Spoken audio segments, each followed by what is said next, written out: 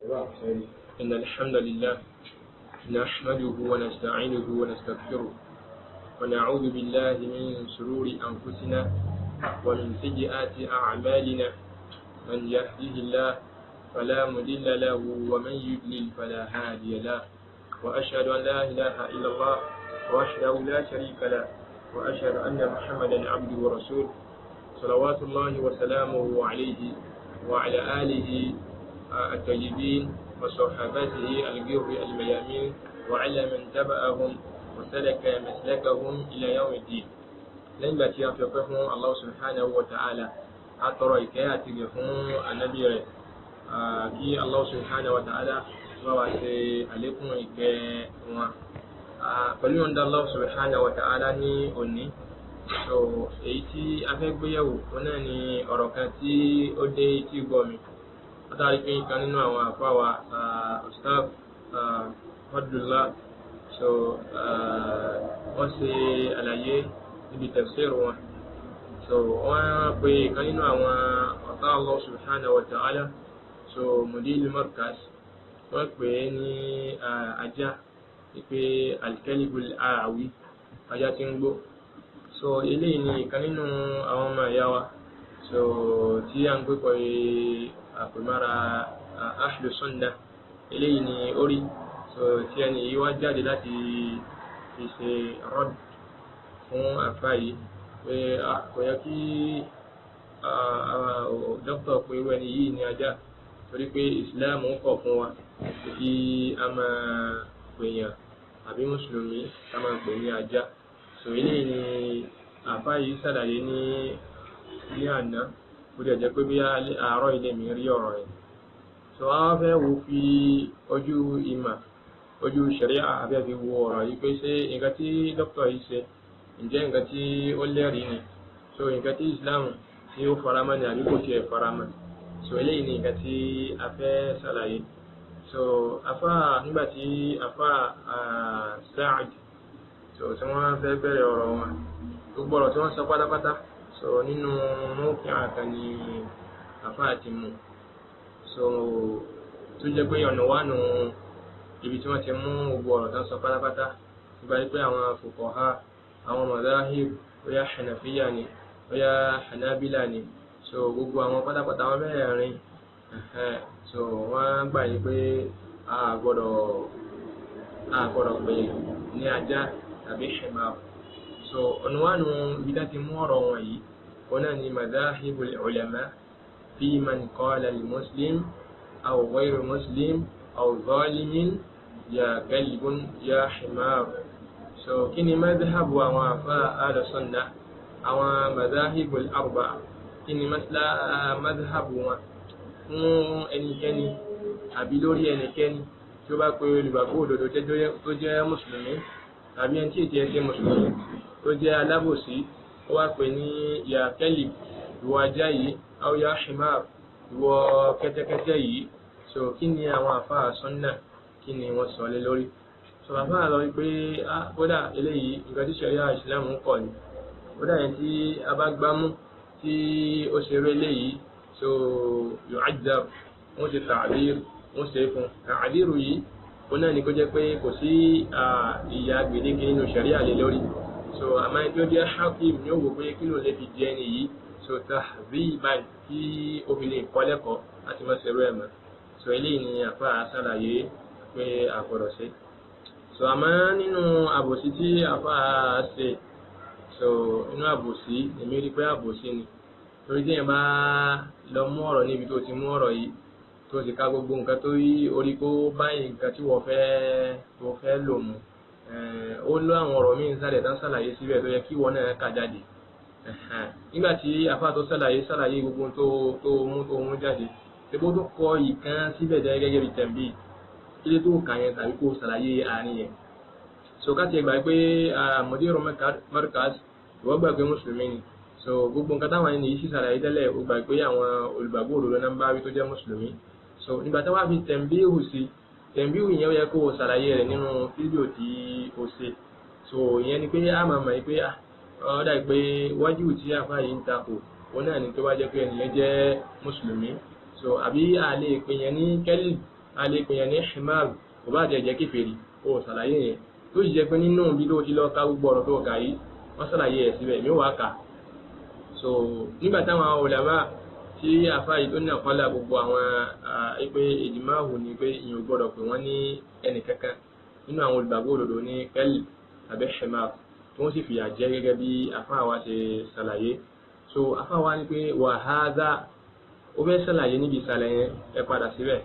ó ní wànúmbàhù ila anna taghiya adh-dhalim afẹ́ ṣe tẹ̀m̀bíyù afẹ́ bí àkíyèsí nígbà pé tó bá jẹ́ tọ́ọ̀gì tó jẹ́ kéfìrí ni tó jẹ́ adh-dhalim ẹni tó jẹ́ alábòsí so la hurmata lahu irú ẹni bẹ́ẹ̀ kò sí hurma fún kí náà ń pè ní hurma òun náà ni pé bá ṣe ń sọ pé hurma ń bẹ ní fún mùsùlùmí nípa pé a gbọ́dọ̀ ṣàbòsí rẹ̀ tó bá rẹ̀ á lọ kí gbogbo àwọn ìwọ̀ tí olùgbàgbọ́ òdodo máa ń ní fún àwọn olùgbàgbọ́ òdodo ẹgbẹ́ rẹ̀ kò sí fún ẹ tó bá jẹ́ kéfìrí idha kana kafiran harbiyyan tó bá jẹ́ kéfìrí tó jẹ́ pé ó ń gbógun ti ẹ̀sìn Allah subhanahu wa ta'ala so ká wá wo Habib Moral Barkas ká ní olùgbàgbọ́ òdodo ní lọ́dọ̀ tí yín àbí so àmọ́ olùgbàgbọ́ òdodo tó wà lọ́dọ̀ yín tó ń gbógun ti ẹ̀sìn Allah bí ò gbógun ti so afáwa wọn múnà kọ́lá ọ̀rọ̀ wa wọ́n ní pé faqad akhraja Abdurrazzaq fi musannifihi anna nabiyya sallallahu alayhi wa sallam lamma hasara Bani Qurayza wọ́n nígbà tí anabi sallallahu alayhi wa sallam tí ó di pé ó hasara àwọn Bani Qurayza so hamara ashabahu an yasturuhu anabi wa pa gbogbo àwọn èèyàn láti àwọn tó yẹ kó ń bẹ láàrin àsìkò ń bẹ lára ń di ń gánà lọ pé ẹ bò mí so bàtà wà bọ̀ yìí kó di pé yóò wà máa jẹ́ pé nígbà tó wọ́n bọ̀ yìí àwọn Bani Qurayza wọ́n máa gbọ́ nǹkan tí anabi sallallahu alayhi wa sallam wọ́n máa gbọ́ tí ó máa sọ anabi sallallahu alayhi wa sallam wọ́n sọ pé ya ikhwatal qurda wal qanasir ẹ̀rí báyìí anabi ní ẹ̀yin ọmọ ìyá kí ni wọ́n ń pè ọ̀bọ wal qanasir àtẹlẹ́dẹ̀ ẹ̀wọ̀n kaba níbí báyìí anabi ń sọ kí ni ó ń fi àwọn kèfèrí pẹ̀lú ó ń pè wọ́n ní ọmọ ìyá kí náà ń pè ọ̀bọ àtẹlẹ́dẹ̀ so kí ló dé táfà yóò kàwé ilé ìjáde torí pé tó bá kà á yóò máa fi máa pé nǹkan táwọn afá yìí ń sọ olùgbàgbọ́ òdodo náà ń bá tó jẹ́ mùsùlùmí ó kò gbọ́dọ̀ pé mùsùlùmí ẹgbẹ́ rẹ̀ kì í ṣe kèfèrí afá tó mọ̀rọ̀ wá nínú ibi tí afá yóò kà wọ́n ní Imam San'ani fi Subul Salam nígbà tí nínú Subul Salam wọn náà tó ń sàlàyé hadithu sibabul muslim fusuq wa qitaluhu kufr ìgbà tí Imam San'ani fẹ́ sàlàyé hadith yìí wọ́n ní nínú hadith yìí ààrí àgbọ́yé kankan gbọ́ngbọ́n bẹ̀ tí pé wà fi hadith hadith wọ́n ní bí ẹn bí hadith yìí dalilun ala jawasi sabbil kafir ó ń bẹ́ẹ̀ pé ẹ̀rí ń bẹ pé yẹn lè bú ẹni tó jẹ́ kèfèrí orí gbígbà tí àfa wa fẹ́ sàlàyé ọ̀rọ̀ yìí wọ́n ní Islam ó pa wá láti ká máa ṣe dáadáa táwọn èèyàn so àgbọ́dọ̀ bú àwọn èèyàn Allah ni anabi ni wa khaliqun nas bi khuluqin hasan Allah subhanahu wa ta'ala nínú Qur'an náà wọ́n náà sọ wípé ẹ máa bá àwọn èèyàn lò níbi tí dáadáa so bàtà fà yóò wá sọ ní pé bàtà náà yìí ń sàlàyé bá pé sibabul muslim fusuq wa qitaluhu kufrun so wọ́n ní bẹ́ẹ̀ bí hadithi dalilun ala jawasi sabbil kafir ipe yẹn lè pe ẹni tó jẹ́ èyàn lè bú ẹni tó jẹ́ kèfèrí fa in kana mu'ahidan fa huwa udiyatun la àmọ́ tó rẹ pé àdéhùn bá ń bẹ láàrin wa gẹ́gẹ́ bí a ti ṣàlàyé níbi tafsir wa so ẹni tí àdéhùn bá ń bẹ láàrin ọ̀pá lọ pé àdéhùn ń bẹ láàrin Ànábì sallallahu alaihi wasallam àtàwọn apákan náà kèfèrí wípé ìgbọ́dọ̀ sí yà ìgbọ́dọ̀ sí pé à ń bára wá jà ìgbọ́dọ̀ sí kìtà rẹ̀ sí di àsìkò tí ó ti ní time so wọ́n tó wáyé pé irú èèyàn bẹ́ẹ̀ ni a gbọ́dọ̀ sí ó ti yé torí pé kò lẹ́tọ̀ọ́ fún irú ẹni bẹ́ẹ̀ so wa in kana harbiyan jaza sabbuhu idh la hurmatan lahu wọ́n ní àmọ́ tó wáyé pé tí ń gbógun ti ẹ̀sìn Allah subhanahu wa ta'ala ni so wọ́n ní ó lẹ́tọ̀ọ́ kí a burú ẹni bẹ́ẹ̀ torí pé kò sí hurma fún níbí báyìí náà láti wá pé àwọn ọmọ ìyá wa nípa yìí pé olùgbàgbọ́ òdodo wá ti jẹ́ olùgbàgbọ́ òdodo tó jẹ́ mùsùlùmí orú máa ń bẹ fún o èèyàn gbọ́dọ̀ ṣe àbòsí rẹ̀, èèyàn gbọ́dọ̀ máa bú tó bá rẹ̀ agbọ́dọ̀ lọ máa ṣẹ́kì ẹ̀ tó bá sálámà sí wa agbọ́dọ̀ máa dá lóhùn. So eléyìí ń tọ́ka fún wa gba pé àwọn èèwọ̀ tí olùgbàgbọ́ òdodo gbọ́dọ̀ máa ní sí àwọn olùgbàgbọ́ òdodo ẹgbẹ́ rẹ̀. Rasulu sallallahu alayhi wa sallam bá tí àwọn fẹ́ sàlàyé wọ́n ní inna amwalakum wa dima'akum wa a'radakum alaykum haram. Ànábì ní àwọn owó yín àwọn dúkìá yín olùgbàgbọ́ òdodo, so wa dima'akum ẹ̀jẹ̀ yín yìí, so wa a'radakum alaykum haram, èèwọ̀ ní ẹ gbọ́dọ̀ tálẹ̀, ẹ gbọ́dọ̀ kọjá àlà síra yín. Ka hurmati yawmikum hadha fi shahrikum hadha fi biladikum hadha. Inú hadithi mi kí má gba time, Ànábì ní kullu muslim ala muslim haram. Èèwọ̀ ní fún olùgbàgbọ́ òdodo ó sì àwọn nǹkan tá a sọ yìí lórí olùgbàgbọ́ òdodo kejì, ó ṣàbòsí rẹ̀ ní tàbí kó lọ kó da ẹ̀jẹ̀ rẹ̀ sílẹ̀ ní. Ànábì ní èèwọ̀ wal hasil. So annahu la yumkin an naj'al istimal rifq wal lin fi radd ala al mukhalif qa'idatan muttarida. So ilé la wá fẹ́ ṣàlàyé ipe tá bá sọ pé ká máa ṣe dáadáa sí ẹni tó bá jẹ́ olùgbàgbọ́ òdodo, ìyẹn ò túmọ̀ sí ipe a lè lè má gẹ́gẹ́ bí àbá Sa'id lọ́dún ń tà láti ṣàlàyé ká máa bá sọ̀rọ̀ tútù, ká máa bá lójú púpọ̀ gbà. So àlìyìn yẹn máa sọ̀rọ̀ tó lẹ̀ fún àwọn olùgbàgbọ́ òdodo. So àbí ẹni tí ó bá ṣe jẹ́ olùgbàgbọ́ òdodo aslu da'wa, ìpínlẹ̀ dáwà ìsìláàmù ni. So èèyàn gbọ́dọ̀ máa lè máa yẹn, wọ́n máa lè máa wọn, wọ́n máa lè máa gbogbo èèyàn. So Allah subhanahu wa ta'ala nígbà tó ń sọ fún ànábì pé wà nábì pé walau kunta haddan ghalidal qalbi lanfaddu min hawli. Tó bá jẹ́ pé ó máa ń lè máa tó la tó ràn ju kókó tó jẹ́ ní báwọn rẹ́rìn ni lanfaddu min hawli. Àwọn ènìyàn yìí wọ́n ò ní súnmọ́ ọ̀gá, wọ́n kàn fún wájú ẹni. So olùgbàgbọ́ òdodo gbọ́dọ̀ ṣe kí ni, ó gbọ́dọ̀ máa rẹ ohun rẹ̀ ńlẹ̀ tó bá fi ṣe dáwà ó jẹ́ pé líìnà ni. Allah subhanahu wa ta'ala nígbà tí ń sọ ní pé wajadiluhum billati hiya ahsan, ọ̀nà tó dá àwọn náà ni kẹ́ẹ̀fì máa bá wọn ṣe fáńfà. So ẹ má lé ohun wọn, àmọ́ ká má gbàgbé ọba tó sọ pé wajadiluhum billati hiya ahsan, òun náà ni ló sọ pé wal yajidu fikum ghilza, fún wọn yára rí ẹ máa sọ̀rọ̀ tàbí kí ẹ máa sì tó yẹ kó máa rí pé ẹ ń bínú sáwọn, ẹ máa lè má wọn tó ń fi rí pé ẹ ń bínú sáwọn. Ilé la fi ń sàlàyé báyìí pé ar-rifqu fi ba'diha wa shiddatun fi ba'diha. So ar-rifqu fi ba'dihi wa shiddatun fi ba'diha, kéèyàn ṣe rí kéèyàn lẹ̀ ní àyè tó yẹ kéèyàn lẹ̀ kó sì le nígbà àyè tó yẹ kó le. So àwọn fẹ́ sàlàyé fún wa nígbà tó ń bẹ nínú àwọn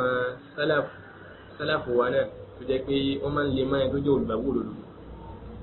A ní mùsùlùmí ni ó wá jẹ́ mọ̀kọ́lì, wọ́n ń bẹ nínú wọn ká ní àti olùgbàgbọ́ òdodo ní àgbọ̀dọ̀ lè má ara ọ̀. Tábàlọ́wọ́ Imam Muslim nínú musnad wọn, sọ wọ́n mú hadithu Salim ibn Abdullah ibn Umar oní hadithi yẹn. Anna abahu Abdullah ibn Umar, wọ́n ní bàbá rẹ̀ Abdullah ibn Umar radiyallahu anhuma, tí Allah subhanahu wa ta'ala wọ́n ayọ́nu sí àwọn méjèèjì. Qal, ó sọ pé sami'tu Rasulullahi sallallahu alayhi wa sallam yaqul, mo gbọ́ tí ànábì tí kí àtọ̀lá aláwọ̀ kó máa bá. So àfà wọ́n ń sàlàyé fún àwọn èèyàn wípé ànábì sallallahu alayhi wa sallam sọ wípé la tamna'u nisa'akum al-masajid, ẹ má kọ̀ fún àwọn obìnrin yín, àwọn ìyàwó yín pé ká má lọ sí mọ́sálásí, pàápàá jùlọ ìdá ìstàhádánakùn, tí àwọn ẹni wọ̀nyí tí wọ́n bá tọrọ, wọ́n bá béèrè pé a fẹ́ lọ sí mọ́sálásí ẹ yọ̀ǹda fún wa. Ànábì ni ẹ má kọ̀ fún wọn. So faqala Bilal bin Abdullah, à ń pè ọmọ rẹ̀ Abdullah bin Abdullah ní àwọn ọmọ rẹ̀ náà ni, ló bá dìde ó ní wallahi mo fi aláwọ̀ búra lanamnahunna, a máa kọ̀ fún wọn ni, a sì máa jẹ́ kóbìnrin wa kó máa lọ mọ́sálásí. Fa aqbala alayhi Abdullah ibn Umar, bí Abdullah ibn Umar tó jẹ́ bàbá rẹ̀ ti kọjú sínú ká mo sọ fún ọba nàbí sọ báyìí, ó dẹ̀ sí síkí ni ó dẹ̀ tó sọ pé ó máa kọ̀ fún wa. Fasabbahu sabban sayyi'a, ni Abdullah ibn Umar yìí ló bá bú ọkùnrin yìí ní ibùdó yẹ pé ó burú. ẹni tó gba àdìsí wá gan sọ pé ma sami'tu sabbahu mithlahu faqat.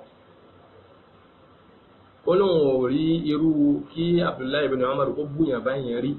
láti gbà tán ti bí wọn tóun ti rí Abdullahi ibn Umar nítorí ó bú ẹni yìí sékèsí ẹni sẹ́kùnrin yẹn kò é ṣe mùsùlùmí olùgbàgbọ́ òdodo ni àmọ́ nítorí pé ó ṣe nǹkan tó yẹ kó ó bùkátà sí kán lè máa so Abdullahi ibn Umar lára àwọn sọ̀hábà ni ẹ sì rí pé nígbà tí afa wa fẹ́ bẹ̀rẹ̀ ọ̀rọ̀ nígbà tí wọ́n ń sàlàyé ọ̀rọ̀ lọ wọ́n níbi táwọn ti máa ń mú ẹ̀rí tí gbogbo alùsùnà ti máa ń mú ẹ̀rí ní al-kitabu was-sunnah bẹ́ẹ̀ ni àti aqwalu as-sahaba so Abdullahi ibn Umar náà ni so tó náà lè máa yẹ tó sì tó bú yẹn bẹ́ẹ̀ wọ́n là máa lẹ̀ pé ó bu so ìyẹn ló ń tọ́ka sí wa ibi táwọn yẹn ní ká má bu olùgbàgbọ́ òdodo so kì í ṣe olùgbàgbọ́ òdodo tó yẹ pé kò sí aburú tàbí tó gé tó gbógun ti nǹkan tí ń bẹ nínú ẹ̀sìn wa ayé pé téèyàn bá ti jẹ́ olùgbàgbọ́ òdodo náà tó bá ti ń takò nǹkan tí ń bẹ nínú ẹ̀sìn wa so eléyìí ó lẹ́tọ̀ọ́ sí kí wọ́n bù so àpèjúwe náà kí n tó tún lọ ar-Rasulu sallallahu alayhi wa sallam ebi olùgbàgbọ́ òdodo ó ní àwọn Khawarij lọ́dọ̀ yìí tí ẹ bá ṣe olùgbàgbọ́ òdodo kẹ́ ṣàlàyé fún wa so al-Khawarij nínú àwọn ọ̀dọ́ yẹ pé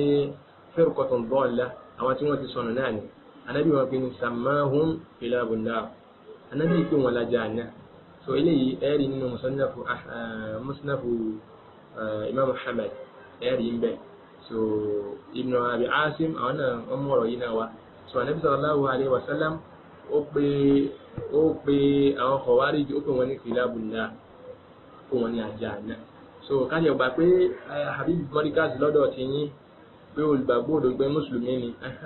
so tẹ wá ní wọ́n pè lẹ́yìn ajá yẹn àwọn tó jẹ́ mùsùlùmí náà nínú àwọn Khawarij ànábì náà ti pè wọ́n ní kìláàbù náà kò pè wọ́n lájá lásán ó tún fi wọ́n tì sí inú náà so kìláàbù àwọn ajá náà so wọn ò tí ì pe eléyìí ní ajá náà o wọ́n kẹ́ pè lájá lásán ni so níbi báyìí náà nìsín a tún ti rí ìṣe sí àti iṣẹ́ ànábì sallallahu alaihi wasallam nípa yìí pé ẹni tó jẹ́ mùsùlùmí tó ń takò ti Allah subhanahu wa ta'ala mùsùlùmí náà ni ó àbó ń takò ti ànábì sallallahu alaihi wasallam jẹ́ àṣà ó lẹ́tọ̀ọ́ kí a pè orú ẹni bẹ́ẹ̀ ká bú àbí ká pè nínú àwọn orúkọ tí ọba lẹ́tọ̀ọ́ fún so a tún lọ wo tabi'un nínú àwọn tàbí al-Jalil nínú àwọn tàbí Amir ibn Sharahil tábà lọ wo àfa wa nígbà tí àwọn náà tí wọ́n ń ṣàlàyé so níbi pé ìyẹn lè búyàn nípa àwọn sọ̀rọ̀ nípa kìyàsì wọ́n ní hayrun fil qiyas wọ́n bu arákùnrin wọ́n bu ọ̀nà náà àwọn tó lọ wọ Hasan náà ní máa gègé ó ní inna fulan wasala rajulan min ahli al-awa níbi tí àwọn sálàfù wa máa ń lè má àwọn èèyàn sí so ẹnìkan nínú àwọn alùsùn náà ló bá lọ ẹnìkan kú nínú àwọn bídà ló bá lọ wẹ̀ ìgbà tó lọ wẹ̀ yìí wọ́n wá sọ fún Hasan ó wá ní pé fa àrífúhù ẹ ṣàlàyé fún bẹ́ẹ̀ kó mà ní ẹ sọ fún pé annahu imata lam nusalli alayhi ẹ ṣàlàyé fún o ipe tó bá lọ kú sórí pé o lọ wẹ̀ ń bídà yìí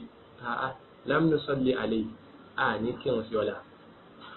níbi báyìí náà ẹ̀rí ilé nínú al-Ibana ó ń tọ́ka sí báwọn sálàfù wá sí máa ń lè mọ́ oníbídà kí ti wúwẹ́ náà ní pé wà khaliqun nas bi khuluqin hasana a máa rí ẹ tí ń bú sàhábà a máa rí ẹ tí ń bú Allah a máa rí ẹ tí ká ní ẹni ká máa rẹ̀ fún ara o ẹ̀rí pé nínú àwọn afáwa náà ni so ìgbà tó yé èèyàn tó yóò lọ wí ó ń bídà kò sọ pé nǹkan tó ń rí nìyẹn aláhàyò rẹ̀ yẹn sílẹ̀ sọ́bà káwọn ìlànà ò lè ṣe ìlìzáàmù mi lórí mọ́nà mọ́kìbù àfẹ́ ilé yìí ṣe ìlìzáàmù ẹni yìí lé lórí káàbò ló ṣe lọ wẹ̀ ó gbọ́dọ̀ wá ní sáǹdì tó ń nìyẹn òun ò rí ló ń bídà ó rí ta ní bídà ẹni tó bá kú sórí ẹ̀ lam nusalli alayhi àní síkìní àní kí wọ́n ti lára lábàlọ́wọ́ Ibn Sirin nínú al-Ibana náà bákan náà so Ibn Sirin ni wọ́n lọ sí apá ibìkan ní ìlú Basra gbà tí wọ́n lọ síbẹ̀ so wọ́n wá rí ọkùnrin kan nínú àwọn tí wọ́n mọ̀ lọ́dọ̀ wọn tí lọ́wọ́n tẹ́lẹ̀ wọ́n ní pé faqala lahu ló bá sọ pé ya fulan ìwọ lágbájá ma tasna'u hahuna kí ni nǹkan tó wá sí ní ibi báyìí faqala ujju fulana min al-ayla ẹnìkan ni mo wá fíṣítì ẹni tó sì wá fíṣítì nínú àwọn bídà ni Ibn Sirin wá ní pé ó wá sí kí ni wá fíṣítì ẹnìkan nínú àwọn oníbídà Ibn Sirin ní pé in marit tó o bá fi lè sí kí ni tó o bá lè ṣàìsàn ìwọ́n tiẹ̀ lam na'ud àlè síkíní àlè títí tẹ̀ wa in mut tó bá sì kú lam nusalli alayka illa an tatub so àní ṣe kí n tó bá túbú báyìí àní kírun sí ọlọ́la àyàfi tó bá túbá ẹwọ Ibn Sirin àwọn náà tó ṣe ìzáàmù ẹni yìí pé kó ṣe kí ni kó gbà olódó lẹ́gbẹ́ láàyò lìdíìmù ni kò jọ́nà yẹn fún mi kí n gbà kò jọ́nà yẹn fún olódó kò jọ́nà yẹn fún al-haqqu yalzumuka òdodo yìí ó dandan ni fún ọ kí o gbà so ẹlẹ́sẹ̀ ìzáàmù mọ́ní àjòrí dèrèdè gbogbo àwọn ẹnikẹ́ni tó wá lé tó rìn lórí mọ́ní àjòrí a máa ṣe ìzáàmù lórí èèyàn lórí òdodo ìṣe mọ́ní àjò àwọn sálàfù wa mọ́ní àjòrí dèrèdè kò tí ò jẹ́ ní kankan yìí so Ibn Sirin nìyí kò ní gbé ẹja fílẹ̀ ẹmẹ́jà jẹunpa kò sí pé ká máa fọ́ọ̀sì èèyàn lórí opinion ti wà ní pé ohun bídíà ni so ẹmẹ́jà fọ́ọ̀sì opinion ibùdó tí ń ṣe òdodo ní ẹ̀sìn Allah subhanahu wa ta'ala ni kéré ló fẹ́ gbà tẹ́kẹ̀ ṣe kìtàbù wa sunnah tẹ́kẹ̀ ṣe inú ẹ̀ láti mú ẹ̀rí ni inú lé tí wọ́n fi wá sílẹ̀ sọ pé kíní yìí òdodo ni tó wá lónìí gbà so Ibn Sirin nìyí àwọn náà tó sọ̀lá nípa yìí pé dandan ni o gbọ́dọ̀ ẹni tó lọ sọ pé ó lọ bẹ̀wò yìí kò yẹ kó bẹ̀wò so lẹ́yìn tó bá lọ túbá nìkan lójú pé a lè kírun sí ọlára padà nígbà tọkùnrin yìí gbọ́gbà ìfàkọ́ọ̀dà túbù ọkùnrin bá ní ojú bá ọ ẹ̀rí ọ̀rọ̀ yìí náà nínú Al-Ibana 196 from Denver so ní ìkan nínú àwọn àfáwà Sheikh Al-Akhdari rahimahullah àwọn náà nínú mọ̀ndúmà tí wọ́n kọ fúnra wọn wá ní wọ́n kọ lé orin kan so wọ́n fi orin yìí wọ́n fi ń bú àwọn tó jẹ́ Sufi wọ́n ní wayumbihuna nabuha kalkilabi tariquhum laysat ala sawabi wọ́n ní àwọn Sufi yìí ẹ̀rí tẹ́ máa gbó bí ajá káàkiri kí wọ́n fi wọ́n wé wọ́n fi àwọn Sufi yìí tí gbogbo wọn kèfèrí ní ṣe gbogbo wọn àwọn àfáà sálàfù ni wọ́n fi wọ́n wé ajá wọ́n ní tariquhum laysat ala sawab èyí tí òdodo ìlànà tánrìn yìí kìí sí ìlànà òdodo wa laysa fihim min fata muti'in wọ́n ní ẹ̀lẹ́ rí ẹni tí ó máa tẹ̀lé àṣà Allah subhanahu wa ta'ala nínú àwọn nìyí fala'natullahi 'ala al-jami'i gbogbo àwọn Sufi pátákálà ọmọ làánà wọn so làánà eléyìí ó wà jaiza kò tí ẹ̀ bá láàánà àwọn fẹ́rúkọ̀ kan ní àpapọ̀ òun wà jaiza nǹkan tán gbọ́dọ̀ fi ní pé kán ti tààyè tó wọ alágbájá tó jẹ́ Sufi yìí báyìí kó máa rí fún ọ àwọn kan sọ pé gbogbo Sufi lápapọ̀ ìrọ̀lẹ́ wà jaiza náà so nígbà tí a wá rí ọ̀rọ̀ báyìí afáwa náà kí n tó máa lọ ọ̀rọ̀ náà wájì Sheikhul Islam Ibn Taymiyyah rahimahullah bàtà wọn náà ń sàlàyé fún wa pé tá bá ń sọ pé ká máa ṣe dáadáa ká máa lẹ ohun tí ká máa lo ohun lílẹ̀ kì í ṣe fún gbogbogbò so wọ́n ní kì í ṣe fún gbogbogbò Ibn Taymiyyah nínú nǹkan tí al-jawab wa sawab براءة أهل السنة والإيمان مما في المحاضرة حوار في ساعة الإسلام بطريق السوداني لعبد الله بن المبارك باتي ابن تيمية وانصر بتراي سواني فإن الظالمة أن ترجع لابوسي بكفرين أبي كفري أما لابوسين باغ معتاد olùkọjá ìlànà ìwé ẹni bẹ́ẹ̀ musta'iqun lil iqaba ó yẹ ká jẹ́rú ẹni yẹ ká jẹ́ yà fayajuzu an yuqabbal bima yastahiquhu min al-uquba ó lẹ́tọ̀ọ́ ká fìyà jẹ pẹ̀lú nǹkan tí ó lẹ́tọ̀ọ́ fún un nínú ìyà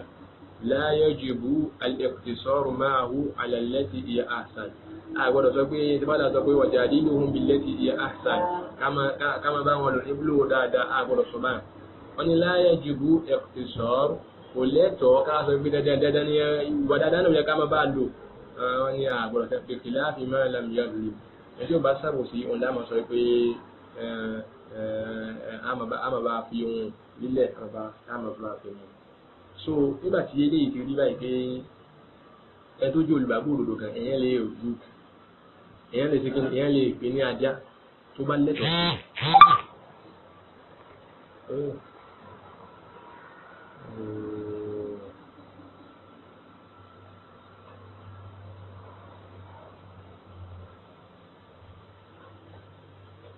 náà èèyàn lè bú èèyàn lè pè ní ajá tó bá ní ẹ̀tọ́ sí so kí a wá wo ọkùnrin yìí gàdá ń sọ ṣé mùsùlùmí gan ni àbí ìṣe mùsùlùmí. So ẹni tá à ń sọ yìí tó jẹ́ mùdírù markaz ó ní ànábì Ìsá tí Allah subhanahu wa ta'ala nínú Qur'an tó fẹ́rin lẹ̀ fún bọ̀ ó ní kò wá mọ́. Ẹni tá à ń sọ yìí ń bọ̀ àwọn sọ̀hábà ànábì Abu Hurairah ni, so Anas bin Malik ni, gbogbo àwọn èèyàn yìí ẹni yìí ń bú wọn, gbogbo àwọn sọ̀hábà pátápátá ẹni yìí ń bú wọn.